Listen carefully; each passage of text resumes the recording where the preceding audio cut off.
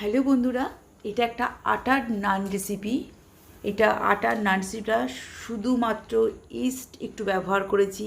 এটা চাইলে দিতেও হবে, দিলে ভালো হবে, যেহেতু আটা ময়দাটা বেশি ফ্লপি হয়ে যাবে, ফুলে যাবে।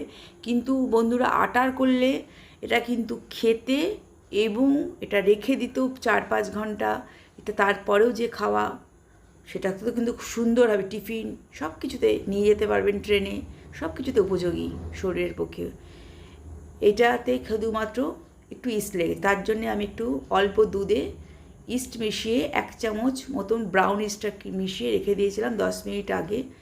200 গ্রাম আটাতে 1 চামচ গুঁড়ো চিনি, 1 চামচ গুঁড়ো দুধ, অল্প সল্ট আর 1 চামচের বেশি তেল দিয়ে ইস্টটা দিয়ে সম্পূর্ণ আরেকটু তেল দিয়ে মেখে এটাকে 10 মিনিট থেকে 12 মিনিট রেস্টে রেখেছিলাম।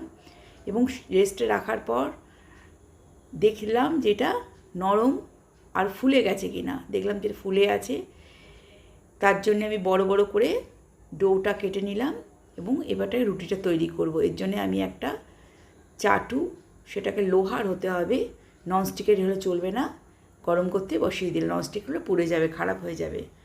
আমি এখানে শুধু বেলনাটা ব্যবহার করছি, চাকিটা ব্যবহার করিনি। এটা যেহেতু খুব নরম, নিচের চাকিতে আমার কাঠে লেগে যাচ্ছিলো, ওই জন্যে আমি একটু ভালো করে গ্যাসের টপটা পরিষ্কার করে একটু আটা ছিটিয়ে ধনে পাতা আর কালো জিরে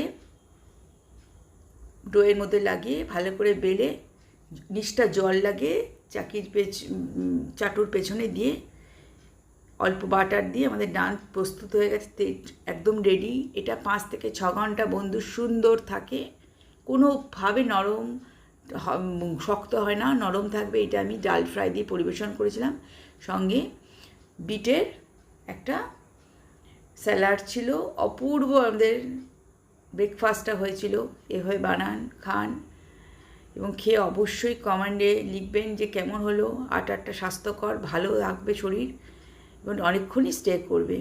রেসিপিটা ভালো লাগলে লাইক, শেয়ার, সাবস্ক্রাইব করেন, নতুন হলে সাবস্ক্রাইব করেন। ভালো থাকবেন।